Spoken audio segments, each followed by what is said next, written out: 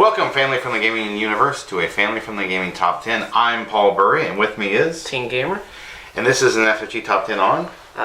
Games no hype. Didn't meet hype. So these are games that did not meet the hype. Why don't you go ahead and start first this time? My number 10 is Disney Infinity. It died. And what was the first day? The first one they promised a racing mode. And they showed at E3 it was playable. At E3 in like PAX or something, right? No, they promised even more than that. But here's my example. 2 comes out, and then right near the end of 2 they release it as an expansion you can buy. Yeah, they told us when they were starting Disney Infinity that you could create any game you wanted. No, I couldn't.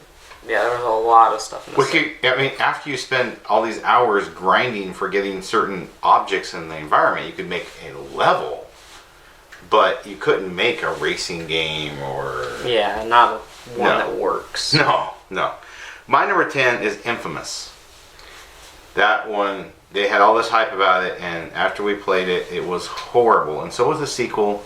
Didn't even bother to waste time with 3. I mean, to me, that franchise is just way overhyped. Boo. My number 9 is Mario Odyssey. Oh, Super Mario Odyssey? Yeah, it's Mario Odyssey. Alright. I wouldn't say it's super. That's what Nintendo calls it. I haven't even played it. Like, it doesn't look fun. The 3D mechanics terrible. I'm probably the only one that thinks that, but I hate 3D Mario. It's awful. I got through it twice. I went through it once for a review and then once for a video series. I've actually finished recording a video series. All of the videos may not be online by the time this video is, but they will be coming out. My number 9 is Lego Dimensions. First off, when the game came out, they had this big brag about how you're going to be able to play all these different franchises together. And how many times did that game glitch out and bug out on us and lock up and destroy saves? We had to destroy a save. We had 3 times destroy saves. 200, 300 hours on. Then we decided to start backing it up. And then it did it again when we had another like 500 hours on there, but we had it backed up, so it was fine. I mean, I love the concept. The areas and levels are way too small. And they're too expensive. The game is too massive, though. Like the size. Yeah, and you're constantly having to download extra because they don't put anything on any of the little characters. Like Skylanders puts it on the characters, and they got the game. Well, Lego Dimensions said, no, we're going to have you download 4 gigs, 8 gigs, 10 gigs. You know, it's like it gets 11 gigs. It gets obnoxious. That's my number 9. My number 8 is Splatoon 1. They promised all these multiplayer modes. They were going to be local. And then the game comes out. Majority of the modes they showed weren't even in multiplayer by that point. And then there was one single player mode, and it was one single player mode, one local, and it was really just not. Yeah, and then every few months they'd rotate some new mode out there, and you're like, what? It felt unfinished. It felt pathetic. My number 8, we've already discussed Disney Infinity. Not much more to say about that. I really wanted it to succeed, but it was a flop. So. My number 7 is something we talked about, the Lego Dimensions. Same thing. Same problems. It's just not. And then there was stuff that should have come out and it didn't. Oh, you know what? Why don't we talk about the vehicles that fall apart real easy? That, you know, they're so poorly constructed. Yeah, and then they talked about the Legos had to be expensive because Lego charged a bunch of money, and that's why it failed. Yeah, I think Lego should have thought that through a little bit better, but because now they're getting no money for it, so whatever. My number 7 is Captain Toad. I was so excited for Captain Toad, and my biggest problem with Captain Toad, aside from all the hype, and it was going to be so awesome and so wonderful, I couldn't jump. Yeah. Why is it so hard in a modern game to have a jump mechanic? No. We want you to walk around. Oh, come on, Nintendo. That game just... Speaking of Nintendo, I have more Nintendo games. I have the Zelda Breath of the Wild. Now, how about we talk about when it was announced the first time? Wii U launch. It was supposed to be a launch title. Yeah, Wii U launch title. It's a Wii U launch title. It didn't even have a name back then. Wii U launch comes. The Wii U dies. Then we finally start getting news about the Zelda game. It's like, oh, yay. Now it's going to be a Switch launch title. Oh, here goes another system. Just this time we get a name.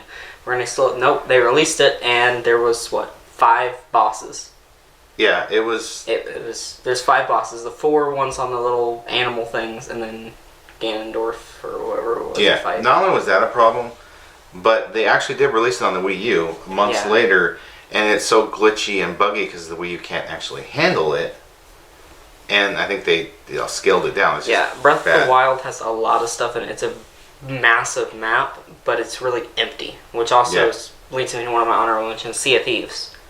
Okay, so the waves, they look amazing, right? But the sea is so empty. It's just water. Occasionally you'll find a shark that'll want to eat you, or the Kraken will come up and try to destroy your ship. Or you'll come across an enemy player, most of which are galleons, the bigger ships, which will, if you're a small ship solo player, you see this big ship, suddenly there's 2 cannons and there's just cannonballs everywhere, and the next thing you know, you're in the water. My number 6 is Radiant Historia. You may not have even heard of this. I mean, I don't know, Atlas only sold maybe 100,000, 200,000 copies. Yeah, we got it when it came out. Yeah, I actually had to make all this effort to go find a used copy because I couldn't find a new copy anywhere. And I get a used copy, get a cartridge only, and then like a month later, then Atlas was like, oh, well, since we sold out, we're going to put some more out there on the market. Oh, thank you, Atlas. That was so nice of you. Along with the fact that PR marketing failed to send us one. And then we also bought the 3DS, the Radiant Historia Perfect Chronology. How about we talk about the problems with it? Well, the problems with the first one. First off, for the second one, or not the second one, it was just a remaster. Just a port. Yeah, this port with one little extra timeline and one character. They said fixed all the problems. No, it didn't. It didn't come close to fixing all the problems. They promised for Radiant Historia there would be this awesome time travel game. You could go back in time, you could go change history. Anything you did would have massive effects on the timeline. It's basically what they said. There were infinite possibilities on what it could do. And when it first came out, I was like, there's no way the DS can handle that, but maybe they found a way. And it was only had like, what, 3 timelines or something? There are 3 or 4 or something like that. Yeah, it was very limited. And it's like, that's it? And then you're jumping back in time, you don't have certain characters, and the game's a pain. Anyway, moving on. My number 5 is probably on your list, the No Man's Sky. It's gotten a lot of updates recently, but it's still not what it promised. The multiplayer, it's so statistically uncapable of you being in the same place. People found out, we're going to go to the exact same planet, the exact same name, and we're going to see if there's another person. Nope. It's just... It requires internet, but there's no people. Yeah, so there's no need for the internet. Yeah. My number 5 is Final Fantasy XIV. I'm sorry that game was such a flop and failure, and I don't know what Square did. I mean, they still have Final Fantasy 11 running, last I heard. And then they said, let's do Final Fantasy 14, another online. And it just... 15 was also a flop. Yeah, 15 wasn't that great. People played it. I don't know what people see in the Final Fantasy. It was so limited. I put like 20 hours and I was done. And they keep trying to hype Final Fantasy 14. It's just on and on and on. It's like, this game's horrible. Stop. They won't listen. My number 4 is Fire Emblem Echoes Shadows of Valentia. Now, I played a lot of Fire Emblem Conquest, Birthright, and Revelations. I had probably across them 1,500 hours, I would estimate, at least. And those were good Fire Emblem games. Lots of grinding. This one, it was painful grinding. Oh, this is the one where they want you to pay for DLC, Yeah, if you actually wanted to have a chance and you didn't want to spend hours and hours and fighting the same enemies and the same awful graphics in the 3D. Pay to play. My number 4 is Valkyria Revolution. Sega, what are you doing? You just destroyed that franchise with that one. I mean, it became Tails, basically. Second one we get in the States, and they ruined it. I mean, the first one was interesting, even though it had a whole bunch of kind of adult-only content. It was for the older members of the family. That first Valkyria game they released over here in the States was interesting, and I kind of actually enjoyed playing it. Yeah, but this Revolution was just, the mechanics were ruined, and it was more of watching a big long cutscene. Yeah. So I just My number 3 was Sonic 06. Mm-hmm. It was supposed to be good, and the story was okay, I guess, but the bugs, the glitches. They should be called Sonic Glitch, really, is what they should have called that one. Nah, 06 is more memorable. Yeah. Do you remember to the year 2006? No, why? Sonic 06. Oh, yep, okay. That would be why. Well, my number 3 is not just one game, not just 2 games, but all of the games on the Virtual Boy. Every game on the Virtual Boy was bad. The Virtual Boy in general. The Virtual Boy in general was bad, so every game on it was horrible. Yeah. I was like, you know what? I'm not gonna put a system on there. I'm gonna put all the games on the Virtual Boy. If you have not gotten a migraine and gotten dizzy and nauseous from the Virtual Boy, stay away. It's not worth the money. My number 2 is the original Destiny, which I guess it couldn't really avoid the hype considering Bungie was making it. Bungie, the creators of Halo, decided to leave Microsoft, or Microsoft let them go. Whatever happened, Microsoft thought they would do fine without them, and Bungie thought they'd do fine without them, and they both thought that, hey, we'll do fine each other. Both of the next games flopped. Halo 5 was terrible. Destiny had a lot of cut content.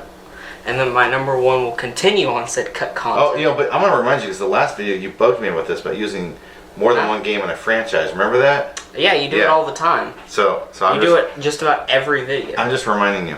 My number 2 is Star Wars Battlefront, the EA one. Which one? There's 2. Well, you could grab either. I'll say the franchise that EA had done with Star Wars Battlefront. Just either of them. To me, the first one was the biggest hype and how great it was going to be. And that one was so bad it just sent us back to the PS2 versions. Yeah, really. But 2 was the biggest letdown. That's it, franchise. One had the biggest... Oh, so you're going to do franchise? I'll do franchise this time. Okay, so my number 1 is Destiny 2, which... Destiny 1 had a bunch of cut content, right? Destiny 2 is said cut content, and we haven't even finished getting all the cut content. We haven't even got anything new. Oh, yeah. I talked to a lot of people and you about Destiny 2, and heard a lot of problems about how it's come out unfinished. All the things they promised aren't there. After you pay $100 for all this content, you're still waiting for something new, and you get through it in 2 hours. No, it took me a bit longer. The DLC took me like 2 hours, but the main game took me longer, mostly because grinding. And then I heard they're punishing people for grinding now. They were. Okay. They stopped that. So my number 1 is No Man's Sky. We've gone over. It's also known as One Man's Lie. And I really have... I was so disturbed. It was the most ambitious game ever to come to the... Yeah, PS4. PS4, but it just fell. I think PC too, isn't it? It might be on PC. All I know is it had a lot of returns. Yeah, I was so annoyed with it. I think it broke PSN for a day after people were trying to return it. I just refused to update it ever. It uninstalled it, and I will never go back. I don't care what they do to quote unquote fix it and make it better. I just won't go back. I said my experience, like Atlas USA claiming they do things better. It's like no, they're just lying. So if you have a different top 10 list of games that did not meet the hype, please leave your comments below. But other than that, I would just like to thank everyone for watching and say hope you have a wonderful rest of your day.